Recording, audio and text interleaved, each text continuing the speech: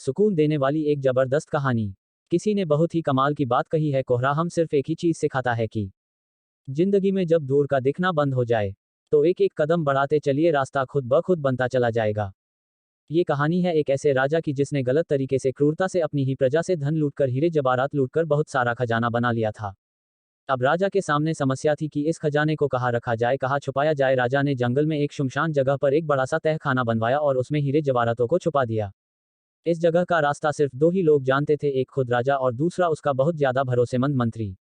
राजा ने सोचा अगर मैं कभी देखने नहीं जा पाया तो कम से कम मंत्री से बोलकर उसे दिखवा तो लूंगा कि खजाना सुरक्षित है या नहीं। ऐसा ही चलता रहा और कहीं से भी खजाना चुरा के लाते और वही छुपा देते थे। एक दिन राजा ने सोचा आज अपना खजाना देखने चला जाए और राजा अपने राजमहल से निकलकर जंगल में पहुंचा। राजा के पास चाबी थी और फिर चाबी से ताला खोला और अंदर चला गया। राजा ने खजाना देखा और खजाना देखकर मंत्रमुग्ध हो गया और अपने आप को सिकंदर समझने लगा। राजा अपार हीरे जवाहरात देखकर फुला नहीं समा रहा था और सोच रहा कि मुझसे ज्यादा इस दुनिया में कोई धनवान नहीं है। उस तहखाने में बहुत बेशकीमती हीरे मोती थे जिनकी शायद दुनिया को भी पता नहीं था।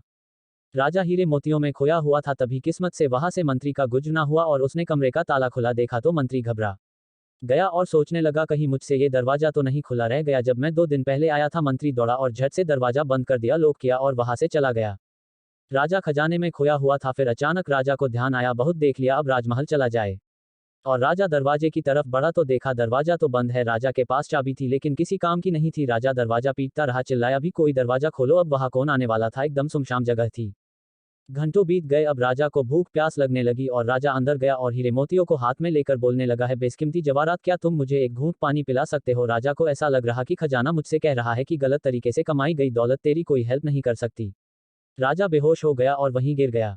जब होश आया तो कंडीशन बहुत खराब थी, ऐसा लग रहा था कि अब कुछ ही सांसें बची है। तभी राजा ने बक्से से हीरे निकाले और उन पर लेट गया और राजा दुनिया को एक मैसेज देना चाहता था। उसका मैसेज बहुत ही सिंपल था लेकिन लिखने के लिए वहां पेन नहीं थी। तब राजा ने एक हीरा उठाया और अपनी उंगली दौड़ ली, उसके खून निकलने लगा और उसने दीवार पर लिख दिया। उधर मंत्री और उसके सैनिक राजा को खोज रहे थे, काफी दिन हो गए, राजा का कोई पता नहीं चला।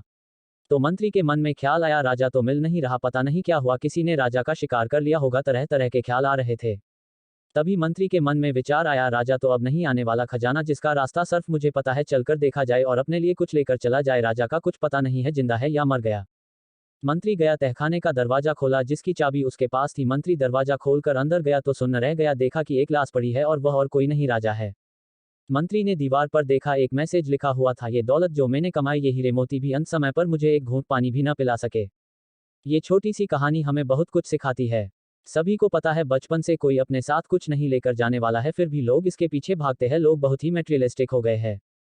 हम न तो कुछ लेकर आए हैं और न ही अपने साथ कुछ लेकर जाएंगे तो सिर्फ अच्छी दुआएं, सिर्फ मैन पर्पज को साथ लेकर जाएंगे और कुछ अच्छी दुआएं।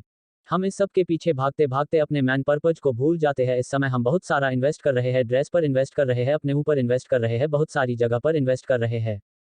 मैं आपसे एक छोटी बात कहना चाह रहा हूं कि आप अपनी सोल में इन्वेस्ट करना शुरू कीजिए, उसके लिए थोड़ा सा टाइम निकालिए, मेडिटेट करना शुरू कीजिए, आपकी सोल को सुकून मिलेगा और आपको अच्छा लगेगा। मैं बस आपसे यही कहूंगा कि बांटनी है तो खुशियां बांटिए सभी के प्यार के साथ। कहानी अच्छा लगा तो चैनल को सब्सक्राइब जरूर करें।